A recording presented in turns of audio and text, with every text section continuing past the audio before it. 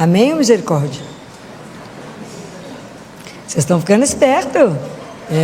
Ficando craque. Acharam Mateus capítulo 17, versículo 1?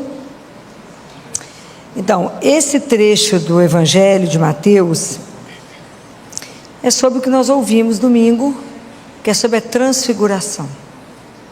A forma como Mateus constrói esse trecho, ele constrói relembrando a criação. Então, a primeira fala, a primeira linha está escrito: 6 dias depois. Nós vamos parar aqui, é nos 6 dias. Tudo tem um sentido. Por que colocou 6 dias depois? 6 dias depois de quê? Vocês leram? Vocês tiveram curiosidade de ver o que estava atrás? Algum sacerdote que vocês escutaram explicou o que era 6 dias atrás? O que aconteceu uma semana antes? O que Jesus falou? Jesus fez o anúncio, o primeiro anúncio, que ele iria morrer. Foi quando Pedro fez aquela confissão de Cesareia de Filipe: tu és o Cristo, o Filho de Deus vivo. Aí Jesus conta que ele vai morrer. Aí Pedro chama Jesus e fala: que é isso? Vem cá nós dois. Vai não, Senhor Deus, vai fazer isso não. Aí Jesus fala com ele: passa para trás, Satanás, ele não me atrapalha. Lembram disso? Então, 6 dias depois, Jesus pegou quem? Pedro, Tiago e João. Tiago e João são... Se vocês forem ler Moisés também subiu ao monte, com Arão e os 2 filhos de Arão que eram irmãos. Tudo tem uma relação. Foi quando Moisés recebeu as tábuas da lei e ele não percebeu que ele brilhava, né? O povo que ficou assustado que o rosto dele brilhava. Aqui Jesus vai conversar com Moisés e Elias, mas a luz que sai, Jesus não, ele é Deus, né? No humano revela o divino, aquela luz é dele, né? É do próprio Deus, né? Então, mas tem esses 6 dias depois. Quando a gente vê o calendário judaico, no 7º dia, 6 dias, sexta-feira é véspera do sábado, que ele celebra o Shabá, que é quando Deus descansa, que vê a criação dele perfeita e descansa. Isso é o 7º dia, quando Deus encerra a criação e vai descansar. Tanto que os judeus não fazem nada no sábado, nada. Mas nós estamos no 6º dia. Então isso é um convite para nós.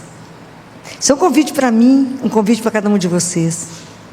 6 dias eu sou convidada a ver em mim, aqui, ao redor de mim, o que na minha vida e na minha convivência está inacabado. A obra não encerrou. É o 6º dia. O que em mim está inacabado? Por isso que o Evangelho, quando a gente lê, ele volta para nós. O que em mim a obra não está pronta? Jesus concluiu a obra dele quando ele morre na cruz, fala: tudo está consumado. Mas Jesus permaneceu conosco, ok? E Jesus tem uma obra para ele dar sequência. Qual é essa obra? Onde que Jesus vai fazer essa obra? Aonde? Em nós. Tem uma obra para ser feita dentro de nós. Quando é que Jesus tem a oportunidade de fazer essa obra? Quando a gente faz o quê? Sim, permite, mas quando é que você encontra com ele ao vivo? Vivo. Na Eucaristia. Por isso que eu quase quero matar vocês, não fazer Eucaristia diária. Porque é na Eucaristia diária, cada vez que a gente encontra com ele, que Jesus, tudo que a gente come, nosso corpo assimila. Quando a gente recebe a Eucaristia, o inverso, é Ele que nos assimila, gente, é coisa extraordinária. É Ele que tem que completar a obra em nós que está inacabada. 6 dias depois, nós somos convidados a hoje a conviver com Ele, perguntar: Senhor, o que em mim está inacabado? Aonde na minha convivência a coisa não está boa, Senhor? Então eu sou convidada a subir a montanha. Que montanha que é essa, gente? Vocês têm que entender a palavra de Deus, porque senão vocês não vivem, ela não te transforma. Jesus transfigurou. Não, é mais do que isso, ok? Que montanha que nós somos convidados a subir? Que lugar é esse?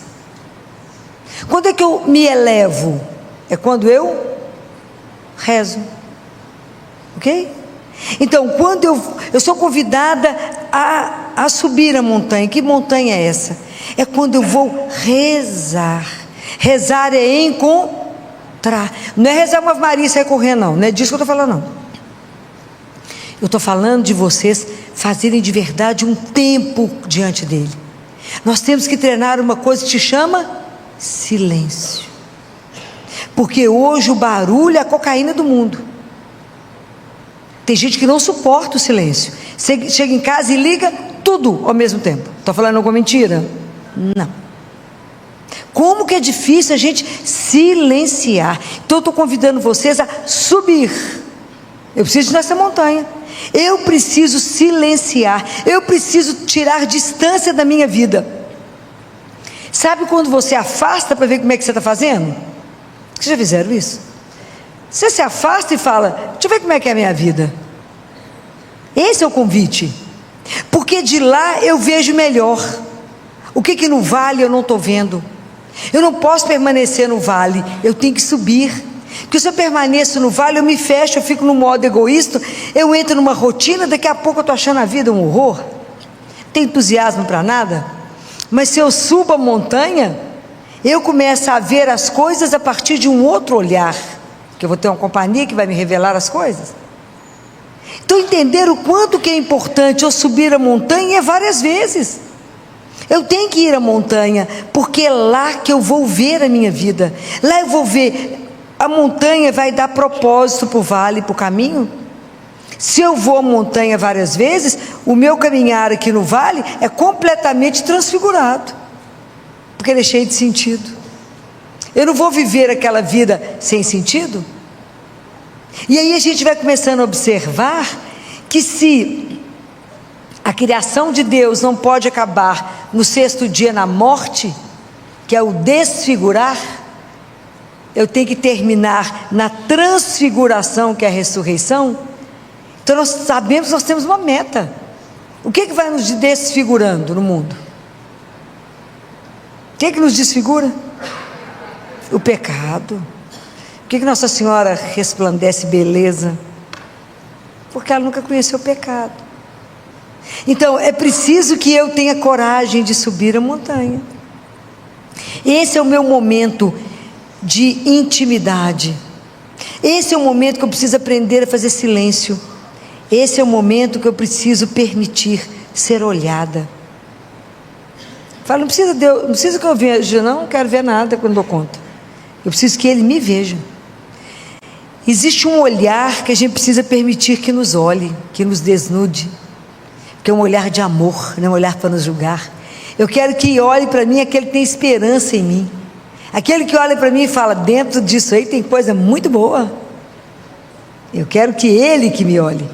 Então eu preciso estar na montanha com Ele, porque eu preciso me silenciar, eu preciso me permitir ser olhada, ser desnudada. Ele falar: isso não está bom, Filó, isso não corresponde a ser filho do Altíssimo, isso não pode estar na sua vida, isso precisa ser transfigurado, isso tem que mudar, a forma de conviver está errada.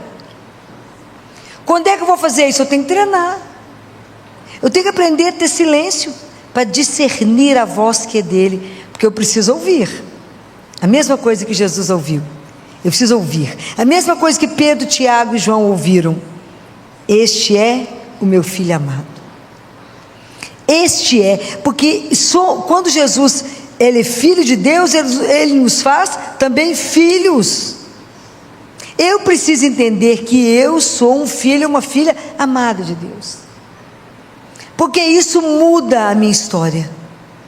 Muda saber que eu tenho um pai, que isso é incondicional. Eu tenho um pai, então eu nunca serei desamparado, eu nunca estarei sozinha. Ele nunca vai me abandonar, Ele nunca vai deixar alguma coisa além do que eu sou capaz. Desde que Jesus veio ao mundo, ninguém mais é só. Por que eu falo isso? O que ele falou? Ele falou 366 vezes, para contar. Qual que é? Eis que estou convosco todos os... A gente não acredita nisso não. A gente vive perdido. Mas eu preciso ouvir isto. Eu preciso entender essa frase e sair de lá com o coração repleto, porque se eu desço de uma oração olhada, amada, tocada por Ele, e escuto: você é minha filha amada, você é meu filho amado, o que vai te impedir de cumprir o que você vai fazer? Ninguém.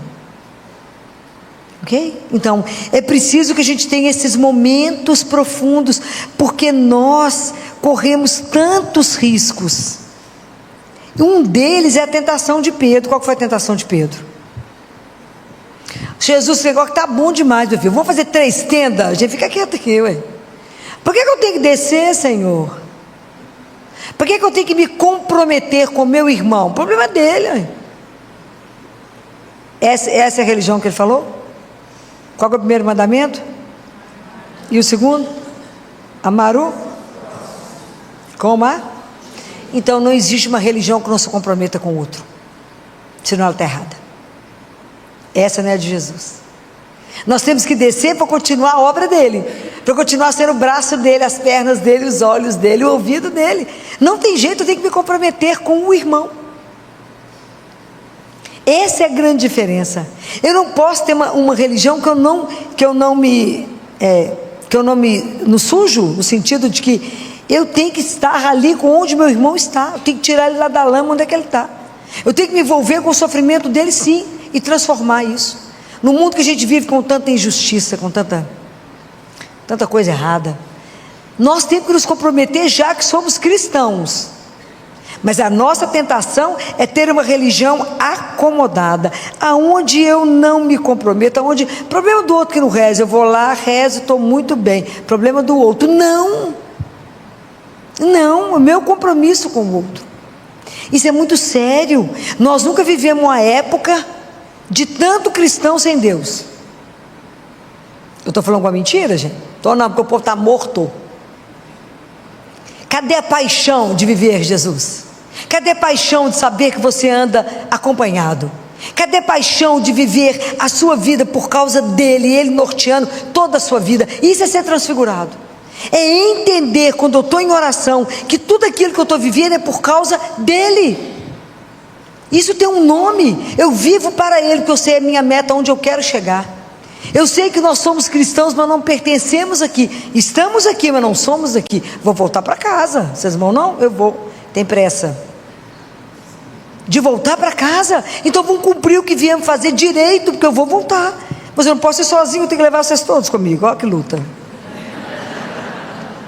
Tá achando que é fácil?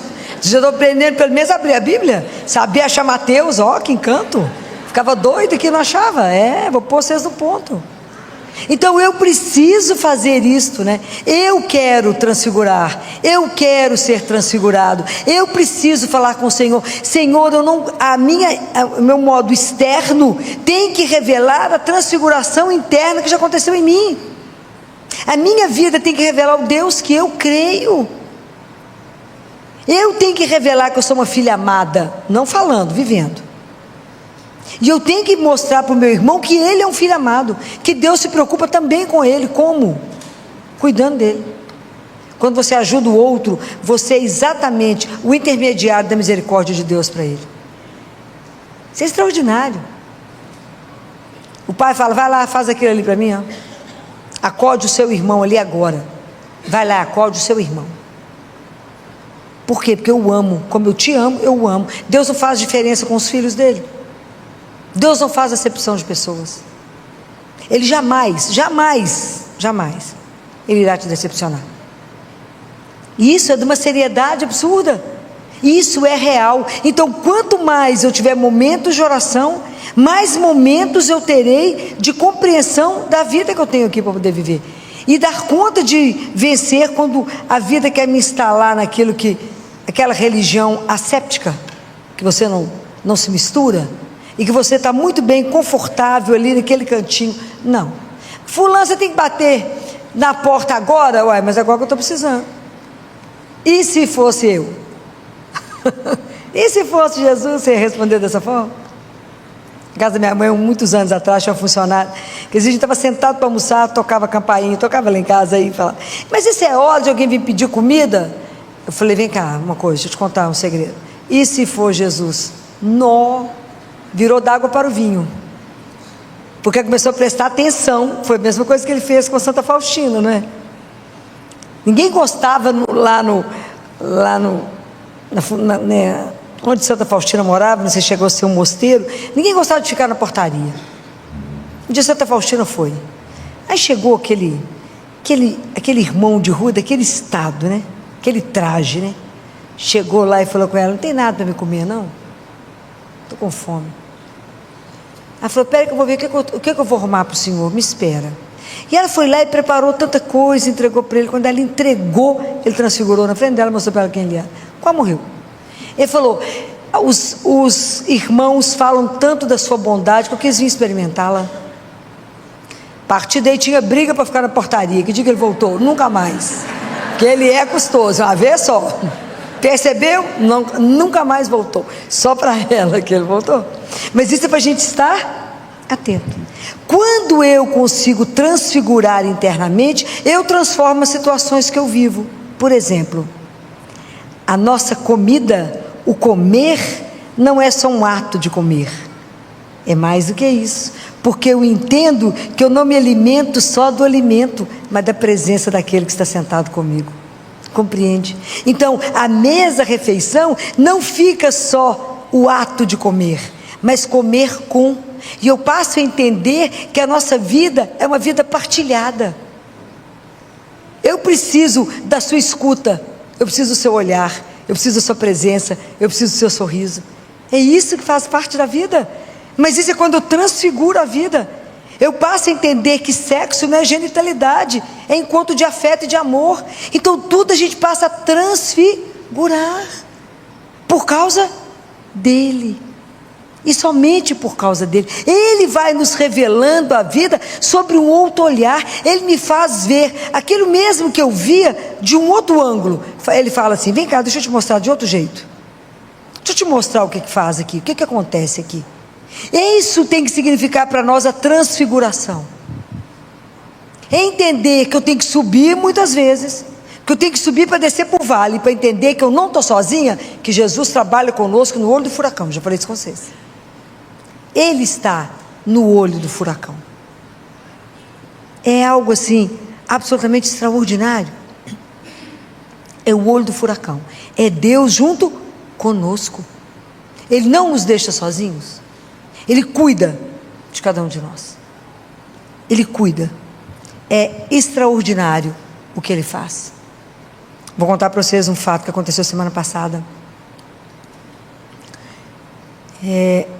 Eu atualmente estou, como coordenadora de todo o Instituto Materno Infantil, lá da Santa Casa. Pediram que eu saísse do CTI e assumisse esse outro cargo. Aí, semana passada, acho que foi, já não sei o dia da semana, a coordenadora da maternidade me ligou, mandou mensagem, falou que precisava de conversar comigo por causa de um caso grave que tinha sido internado. Eu falei, dá para esperar eu terminar o consultório? Dá para esperar. Isso foi na quinta para sexta. Isso. Eu liguei quando eu terminei o consultório e ela estava chorando. Uma mulher bacana, decidida, uma médica, uma pedra preciosa que a Santa Casa tem. Falei com ela, o que você está chorando? Falou, Filó, nós internamos uma mãe, agora está no CTI, jovem, que já nasceu com problema cardíaco. Ela teve um filhinho de 3 anos. Foi orientado que ela não podia mais engravidar, porque o problema de coração dela é muito grave. O marido, então, fez vasectomia. Mas, mesmo assim, engravidou. Nada é 100%, a não ser não fazer, né? Então, estou falando alguma mentira? Então, o caso é grave, o coração piorou demais. A discussão é que eu tenho que interromper a gravidez. Eu estou desesperada, porque a ciência manda fazer tudo isso. Mas como é que eu faço com Jesus? Que vontade de chorar. Como é que nós vamos fazer com Jesus? A literatura manda fazer isso. Tem que diminuir a sobrecarga do coração. Os cirurgiões querem entrar para a cirurgia com ela. Tem risco de sangrar e morrer. Já conversamos com a família. O pai falou: fica a mãe, porque eu tenho um filho de 3 anos. Morre o bebê. O que nós vamos fazer? Eu falei: eu só sei fazer uma coisa na vida, rezar. Não sei fazer outra coisa não. Vamos ajoelhar. Jesus nunca faltou. Ele vai iluminar. Eu tenho certeza que Ele vai dar uma luz. Ele vai colocar no seu coração o que tem que ser feito. Você é coordenadora. Ela falou: não posso mandar ninguém fazer, porque sou eu coordenadora. E eu não concordo, então eu que tenho que fazer. Eu falei: vamos rezar. Nós temos até amanhã de manhã, nós podemos rezar. Vamos rezar. Eu falei: cara, vou chegar em casa e vou direto para rezar o terço. Ela falou: vou rezar com você. Então vamos rezar. Eu falei: Jesus, o caso é esse. É preciso que o Senhor fale no coração dela. A situação é muito delicada. É muito crítica. Nós precisamos salvar a mãe. Queria salvar os dois, mas quem somos nós? Nós somos só médico. E nós temos um combinado. Nós tratamos sua cura. Então, vamos lá. Rezamos. Aí, eu estou fazendo a rosário de madrugada, acordo 3h30. 15:04 mandou uma mensagem para ela: você acorda, joelho, vamos rezar. Vamos rezar. Vamos rezar o rosário. No final do rosário, estava no 4º mistério do último terço. Foi o dia do padre Edmilson. O padre Edmilson falou assim: Jesus está mandando uma palavra de ciência aqui. Está curando um câncer, está curando alguma coisa. E tem um coração, tem um problema no artério, não precisa fazer nada não, está tudo tranquilo. Fiquei louca. Falei: ela. Falei: de 1,5 milhão de pessoas, eu jurar que é ela, né? Tem fé nessa história, né? Aí acabei de arrumar, porque eu tinha que ir para a igreja, eu tinha missa. Liguei para ela, 6h10, falei: não faça nada até repetir o eco. Vai para o hospital, repete o eco. Jesus fez alguma coisa no coração da menina, não sei o que é não. Que é isso? Ele fez. Você escutou a palavra de ciência? Alguma coisa aconteceu no coração daquela moça, eu não sei explicar o que é não. Pode ir direto, vai lá. Depois nós encontramos, porque eu vou voltar para o hospital, nós encontramos lá no hospital. Aí ela foi para o CTI do coração, CTI do Procórdios. Ela chegou, tinha 2 médicos. Ela já conhecia, era o plantonista, falou com o outro assim: oi, você é quem? Ele falou: eu sou o João. Você é plantonista aqui? Não, eu só faço eco. Ela falou: como é que é? Não precisou nem pedir. Você podia, aí contou a história e falou, não falou que a gente estava rezando, né? Falou: você podia repetir o eco, porque eu vou levá-la para um procedimento, nós estamos avaliando o risco de sangramento e de óbito dela. Claro. Repetiu o eco. E Jesus mudou tudo. A urgência foi transformada. Ela tem um problema de coração? Tem, continua tendo. Mas aquela urgência absoluta, que teria que tirar o bebê ou não, acabou. A decisão de Jesus foi: não vai ninguém, fica os 2. Isso é extraordinário. Eu chorava tanto. Chorava eu e ela, né? E vai ter que operar? Não sei se vai precisar operar, talvez um dia. Mas naquele momento foi autorizado que a gravidez permanecesse. É desse Deus que eu falo com vocês. É desse Deus que é real, que eu falo, que está no olho do furacão conosco, que entra na nossa história, que vê a angústia. E ela falava: Filó, eu não sei se eu danço, se eu canto, o pessoal vai achar que eu sou louca, mas é porque eu não estou dando conta de ficar em mim de tamanha alegria. E agora, Filó, meu coração está em paz, porque a mãe e a criança poderão seguir. Então, esse é o Deus que eu creio, o Deus da vida, o Deus que muda a história, que mudou a história, virou um buchista. Você pode imaginar o que virou o CTI quando falou: não tem mais a urgência que tinha. Isso é Deus, gente, vivo e real. É desse Deus que eu falo com vocês, que vocês têm que experimentar. Esse Deus que a gente dobra o joelho, Ele sabia da nossa urgência, Ele sabia que a gente tinha algumas horas, e Ele mudou a história. Isso é de morrer de chorar. Isso é de uma emoção que eu não cabia em mim sexta-feira, nem eu nem ela, de ver assim um Deus tão perto, né? Que entra conosco na história e fala aquilo que está escrito aqui, ó: não tenhais medo.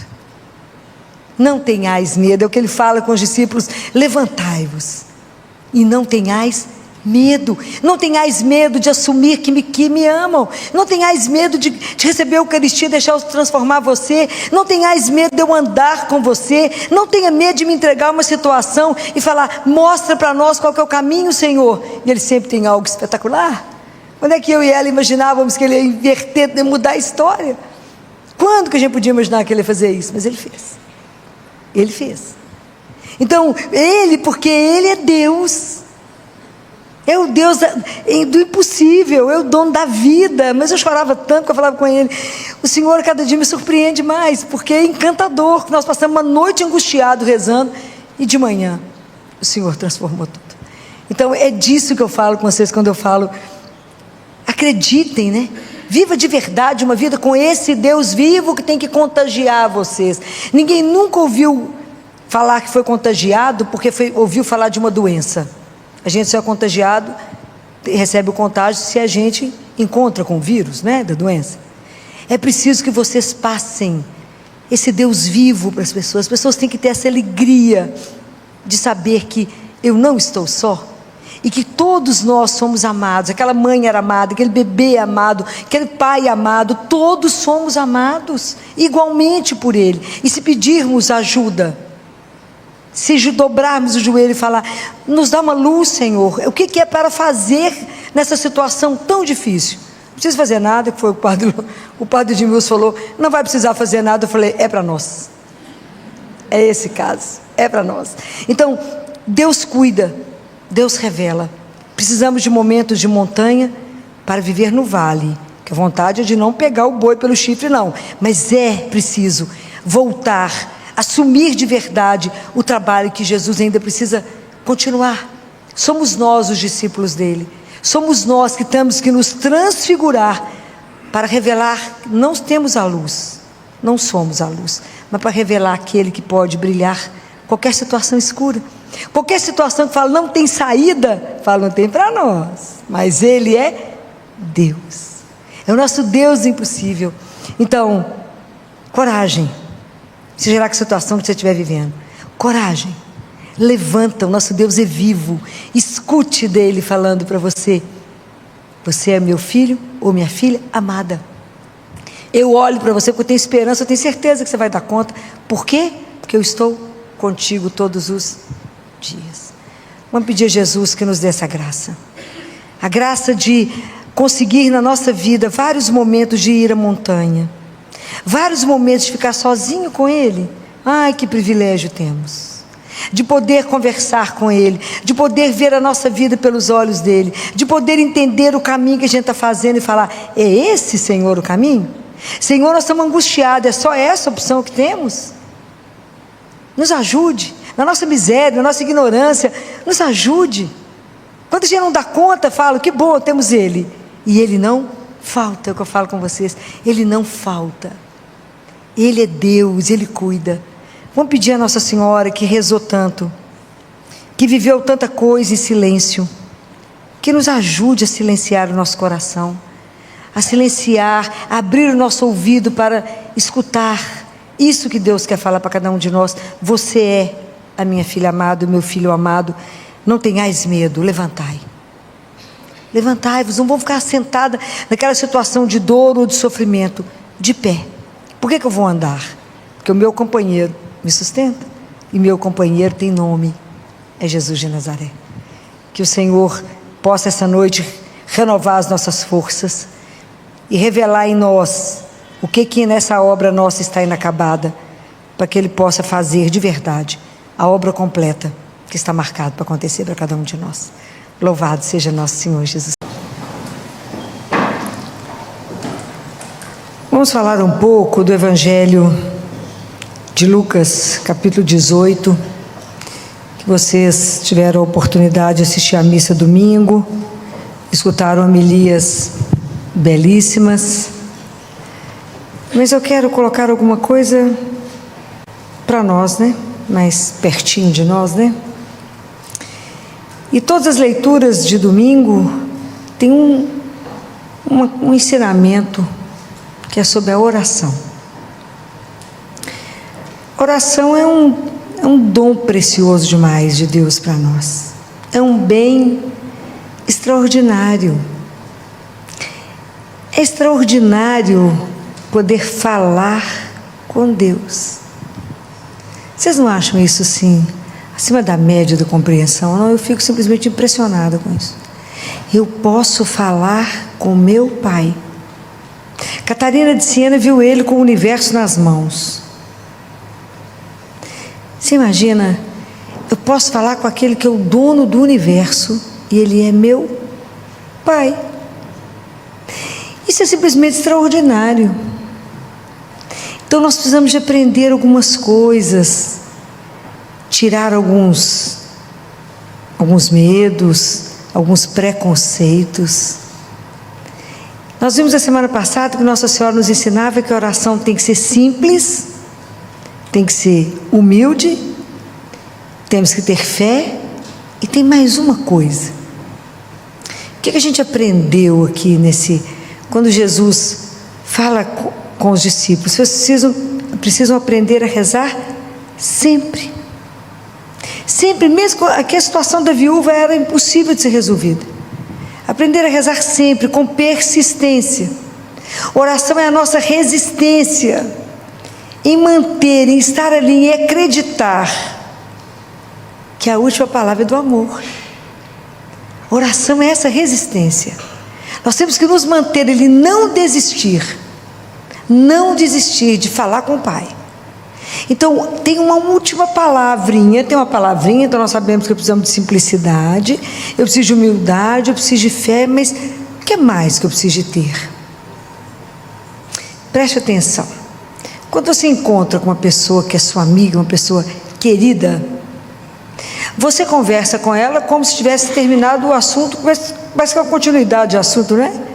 Você tem uma liberdade de falar, você continua a conversa, você não fica escolhendo palavras, não é? Você simplesmente fala, sem medo de ser julgada, sem medo de ser... Quando a pessoa não é muito íntima, né? Você não sabe, você não confia direito, você não sabe o que você fala, você mede as palavras, melhor ficar calado, o que eu faço? A nossa oração com Deus tem que ser de intimidade, porque eu preciso de liberdade. É a quarta palavra. É a simplicidade, a humildade, a fé e a liberdade, porque eu sou filho, eu sou filha de Deus. Então eu tenho que ter liberdade de falar para o meu Pai tudo. Eu não preciso esconder nada, eu posso continuar com Ele a partir de onde eu parei ontem. E eu não preciso ter hora para falar com Ele, posso falar com Ele várias vezes ao dia. É essa liberdade de falar com Ele de um jeito simples, sem precisar de escolher as palavras, sem precisar de estar com um traje perfeito, sem precisar de estar... Eu sei que Ele é o Senhor absoluto de tudo, mas Ele é meu Pai. Então, se eu estou triste ou se eu estou alegre, eu posso contar para Ele, eu posso falar com Ele. Você ouviu aquele negócio? Ele sabe por quê. Essa liberdade de transitar, de quando a gente chegar diante dele, não falar, ó Deus, fala, meu Pai. Isso muda a história. Como disse Jesus, Jesus nos ensinou qual palavrinha? Qual que é a palavrinha para dirigir ao Pai? Abá, Paizinho, Paizinho. Então, mas quem sou eu para chegar diante dele? Eu sei que eu sou criatura, que eu não tenho nenhum mérito, mas foi Ele que me escolheu, não é assim? Me criou, me ama. Toda essa nossa relação com Ele tem que estar baseada numa palavra. Nós temos que acreditar num amor incondicional. Nós temos que ter certeza que eu tenho um Pai que vela por mim, que não dorme, que o olhar dele nesse momento é exclusivo para cada filho, que somente Ele sabe quantos fios de cabelo tem na cabeça de cada um. É preciso que vocês acreditem nesse amor, é preciso trabalhar por esse amor, para que vocês possam transitar com Ele nessa intimidade. Então eu tenho que entender que eu não preciso ter hora, porque tem gente que só sabe rezar ou de manhã ou de noite, não consegue rezar durante o dia ou em outro horário. A gente não pode ser engessado com as coisas de Deus. Essa liberdade de filho. Eu preciso falar um negócio com o senhor. Eu preciso falar, mas eu não estou na igreja, não estou em um lugar sagrado, mas Ele está dentro de mim, Ele habita em mim. Então eu posso voltar para dentro de mim, porque a verdade me espera lá dentro de Santo Agostinho, e eu posso parar, fechar os olhos e falar: me ajuda aqui agora. Eu posso aprender como aquilo que Jesus disse: orar o dia inteiro, ora sempre. Filó, mas eu não posso ficar de joelho o dia inteiro, nem eu. Mas eu preciso aprender uma coisa com Nossa Senhora. Nossa Senhora, enquanto trabalhava, fazendo tudo que ela tinha que fazer, ela continuava pendente de Deus. Então me ajuda, presta atenção vamos trazer isso para uma vida assim mais perto de nós. Quando você tem alguém que você ama profundamente, seja seu filho, seu marido, sua mulher, alguém que você ama, durante o dia trabalhando, várias coisas você está fazendo, se você se lembra dessa pessoa, seu coração se enche de alegria, ok? Então, quando a gente estiver trabalhando, volte o seu olhar, o seu coração para aquele que te ama, que a gente ainda não ama, mas Ele nos ama. A gente ainda não ama como Ele nos ama, não é? Né? Estamos ainda a caminho, né? Por isso que Ele fala: amarás, né? Jesus tem esse cuidado, que Ele sabe que um dia a gente vai conseguir chegar lá. Mas a gente se lembra dele. Então aprenda a voltar o seu olhar para Ele, o seu coração para Ele. Fala: me ajuda aqui agora, me ilumina nessa decisão, caminha comigo até ali. Aprenda a fazer isso, e você vai entender como é que você vai fazer tudo com um sabor diferente, por causa da presença dele. Porque você tomou consciência que Ele está ali, porque Ele está, Ele não abandona, mesmo que a gente não tenha consciência disso. Então aprenda a conversar com Ele em intimidade. Deus quer muito mais intimidade com você do que você com Ele. Então aprenda a falar isso. Fala: Senhor, eu gostaria de fazer igual Catarina de Siena, que fala que tinha criado para ela um aposento, como se fosse um sacrário que ela levava para as viagens para poder rezar.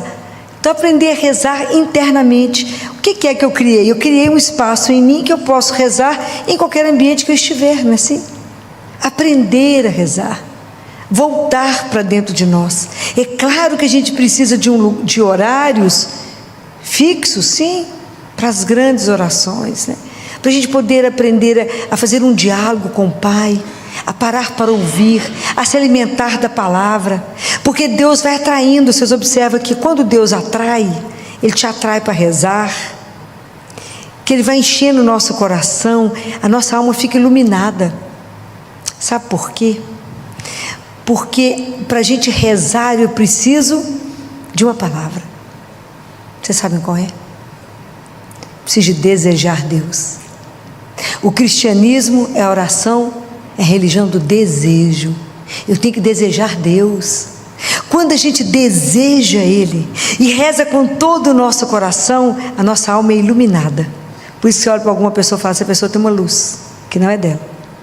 Porque a luz não é nossa, a gente reflete a luz, ok? Mas não tem, a luz não é própria.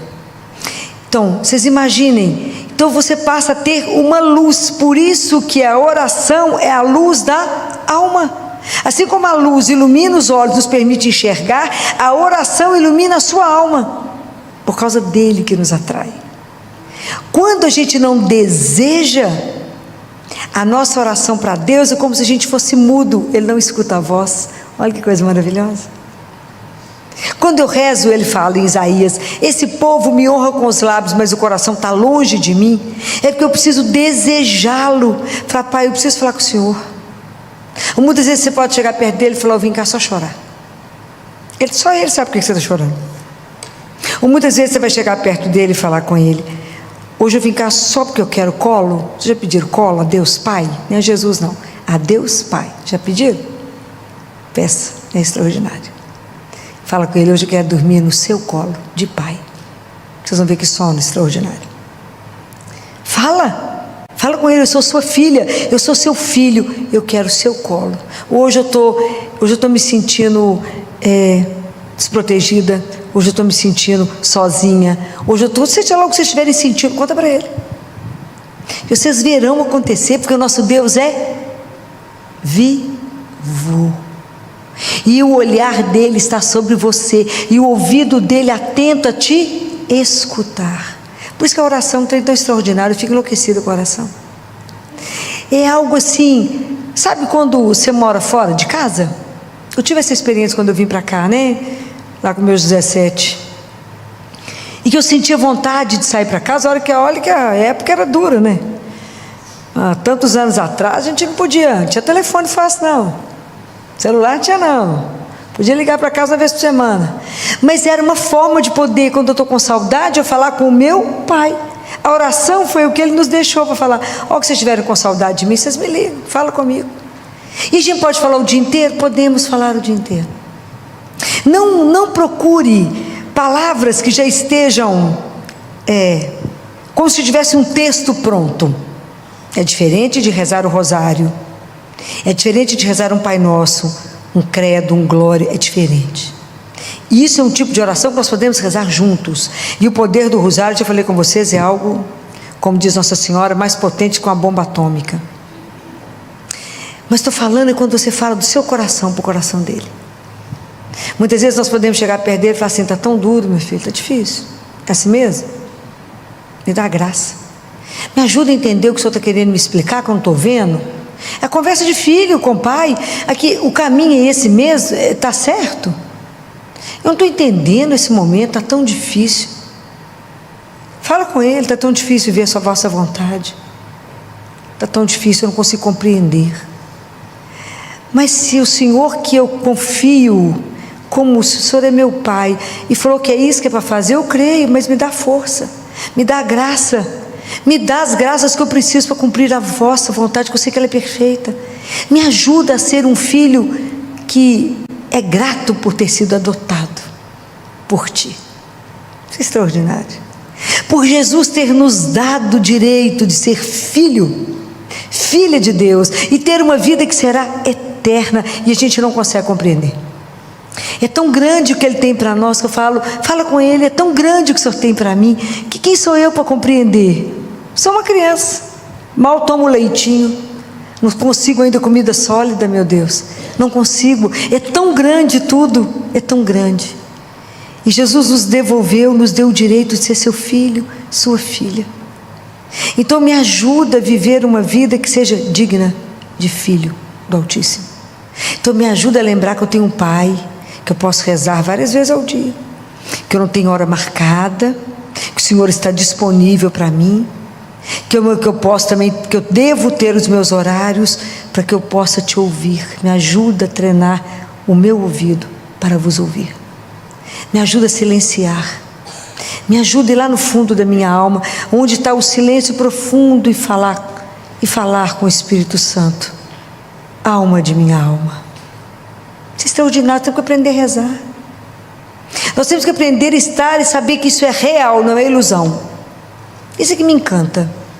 Eu posso falar e saber que eu sou ouvida e que Deus vai fazer. Ele vai interceder pelo filho dele. Isso é maravilhoso, gente. A oração, ela não tem preço. Isso é um presente que Deus nos deixou. Mas nós temos que ter coragem e não desistir. A primeira oração, primeira leitura de domingo, é lindo, que é a leitura de Moisés, quando o povo estava em guerra contra os amalecitas, contra Amaleque. Então, para poder ganhar a luta, Moisés começou a rezar com as mãos estendidas, pré-figuração do Cristo, né? Aí puseram uma pedra para ele sentar. Os braços foram pesando. Quando o braço de Moisés caía, o povo perdia. Levantava o braço de Moisés, o povo ganhava. O que é isso para nós? O que é isso para nós? Vocês não viram nenhuma relação nisso para você? Não viu? Nenhuma relação? De verdade. Não entenderam isso para a nossa vida hoje? Não? Então, todas as vezes que nós conseguirmos rezar e estivermos com as mãos levantadas, nós vamos vencer todas as batalhas da nossa vida. Então, a preguiça, o desânimo, a poltroninha, né? Luta, sair da poltroninha para rezar, luta. Todas as trevas, todas as batalhas que vocês tiverem que vencer, vocês vencerão enquanto estiverem com as mãos estendidas. Mas se cair o desânimo, a preguiça, a tristeza, vocês vão sendo levadas para baixo, vão perdendo tudo. É preciso então que a gente esteja com as mãos para cima. Então por isso que a gente reza junto, porque a gente sempre precisa de mais alguém que reze conosco. Quantas vezes você precisa, quando você não consegue mais rezar, está numa situação que você não é capaz mais, sempre tem um amigo, tem alguém que reza conosco e reza por nós. Isso é extraordinário. É isso, a comunidade junto. Quando Pedro foi preso, estava preso, o que a comunidade fez? Orou incessantemente, até Deus mandar o anjo lá dentro. Ele achou que estava sonhando e tirou ele da cadeia, soltou tudo, mandou ele vestir a roupa, veste a roupa, calça a sandália, cinge os rins, vamos embora, Pedro. Tirou as correntes dele e foi abrindo as portas da prisão, e os guardas parados lá, foram abrindo as portas da prisão, saíram com Pedro. Pedro descobriu isso lá na rua, depois de passar por todos os portões. Então, os discípulos nos mostraram, Jesus, que é o nosso modelo de oração, nos mostrou que tudo que ele foi fazer, ele foi rezar primeiro. Quando Jesus foi assumir a vida pública, ele rezou 40 dias e 40 noites, fez jejum. Quando Jesus foi escolher os discípulos, ele ficou a noite inteira em oração. Quando Jesus foi ressuscitar Lázaro, ele primeiro rezou. Então, se ele rezou antes de tudo que ele foi fazer, imagina nós. A gente precisa aprender dele. Nossa Senhora, quando o anjo Gabriel chegou para falar com ela, dar o anúncio, ela estava rezando. Então nós precisamos de aprender com eles que em tudo primeiro a gente reza. Primeiro eu vou perguntar para o meu pai se eu posso fazer isso ou não. Primeiro eu vou pedir uma opinião ao meu pai. Eu compro isso ou não? Eu caso ou não? Eu vou ali ou não?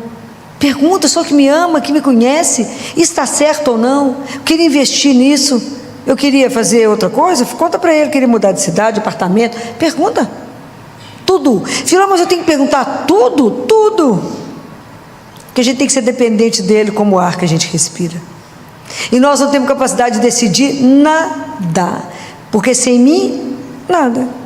A gente tem que entender isso. O dia que a gente entende isso, gente, isso é maravilhoso, porque você vai conversar com ele e fala, como eu não posso confiar em mim, porque eu não sei nada, não dou conta de nada, o Senhor me ajuda, me dá o caminho. Alguém ontem me perguntava no grupo de oração, como é que eu sei entre duas opções o que é de Deus? Uai, se você entregou, o que for dele, as portas se abrirão, o que não for dele, trava.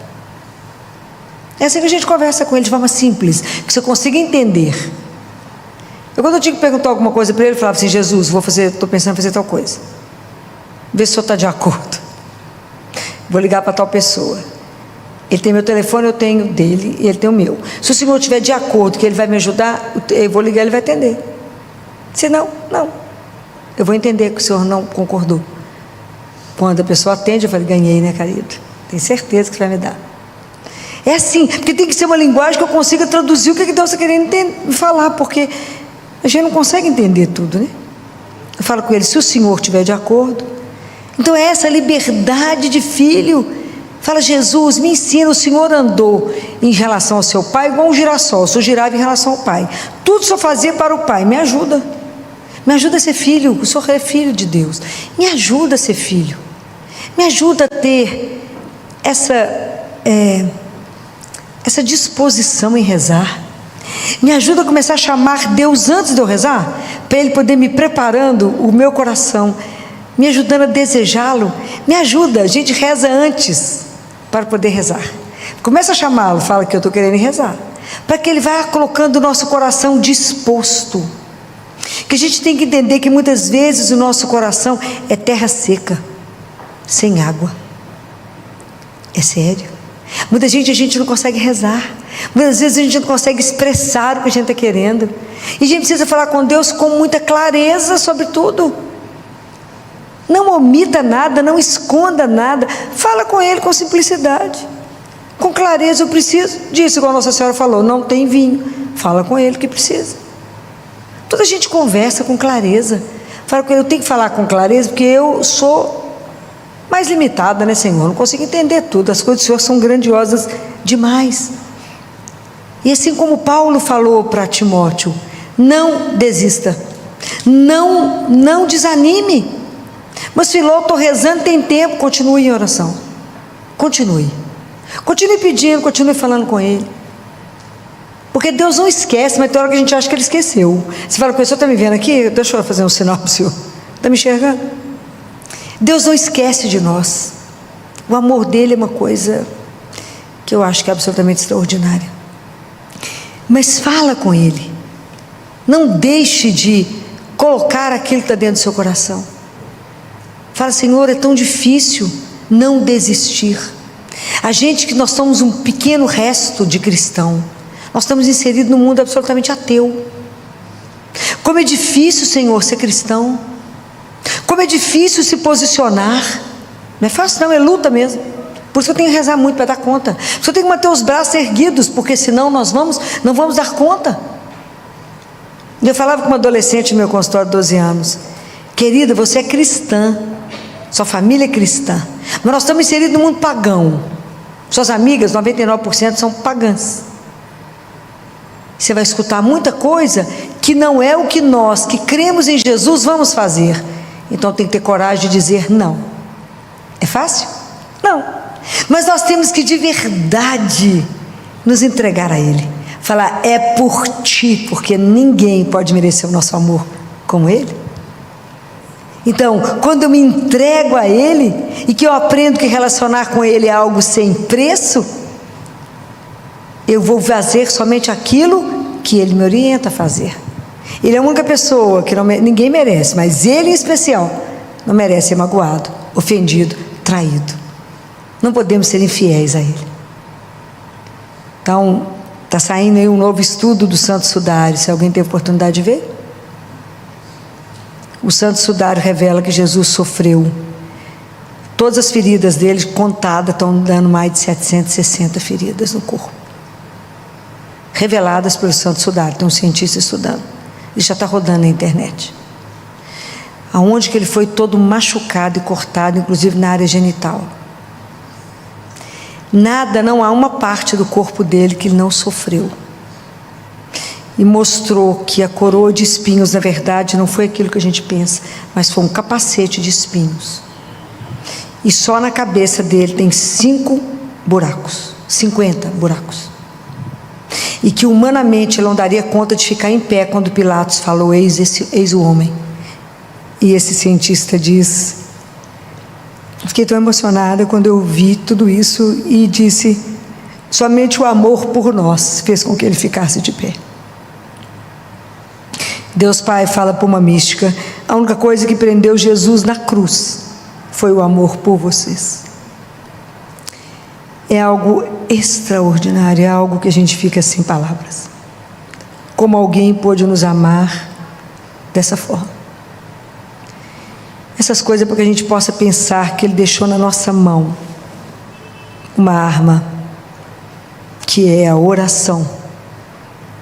Porque Ele nos ama, então Ele quer comunicar conosco, Ele quer fazer com que a gente aprenda o caminho, com que a gente possa fazer o melhor, porque Ele nos ama, Ele quer nos ver felizes. Deus quer nos mostrar o melhor. Essa arma é rezar. Mas assim como os discípulos, nós podemos chegar diante dele e falar: Jesus, me ensina a rezar? Eu não sei, me ensina. Assim como ensinou os discípulos: me dá um coração de filho, me ajuda a falar Abá, me ajuda a me entregar ao Pai, me ajuda a não ter medo de lutar aqui, me ajuda a não ter medo de me assumir cristã, mesmo que isso me leve à morte. Que eu não tenha medo de assumir que creio em Ti, que eu não tenha medo de assumir que a morte não tem a última palavra, que tudo que eu creio não está à vista aos olhos do mundo, que tudo aquilo que eu creio não é o que o mundo valoriza, mas é aquilo que o Senhor veio nos ensinar. Me ajuda a crer, me ajuda a rezar, me ajuda a Te desejar como meu bem maior, como meu grande amor, como a razão e a paixão por que eu vivo. Me ajuda a ter isso como princípio, um propósito de vida: Te amar até o fim. Mesmo assim eu não conseguiria amar nenhuma gota daquilo que o Senhor conseguiu me amar. Pensem nessas coisas. Não vamos desistir da oração. Permaneçam. Persistam na verdade que Deus revelou. Porque o mundo vai tentar ensinar tanta coisa errada para nós. Vai tentar te seduzir, vai tentar te roubar. Resista. Resista. Quando tiver difícil, reze mais. Tiver triste, reze mais. Jesus, quando falou, tiver triste, reze, ele mandou chorar. Ele falou, reza. Quando tiver alegre, canta. Está difícil, reza mais. Fala com ele, está duro, amigo. Me dá a sua força. Dai ao vosso servo a vossa força. É isso que a gente pede a ele. Saber que ele é companheiro de caminho.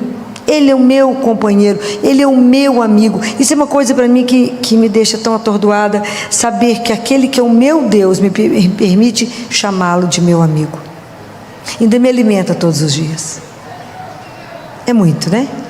É muito. Então, vamos pedir a Nossa Senhora que interceda por nós. Que a gente não desista. Mesmo quando a gente não consegue entender. Mesmo quando ela ficou de pé diante da cruz, vendo tudo que Jesus passou, sem ter noção do que queria vir, ela permaneceu de pé, rezando, entregando ao Pai. E mesmo no nosso momento mais difícil,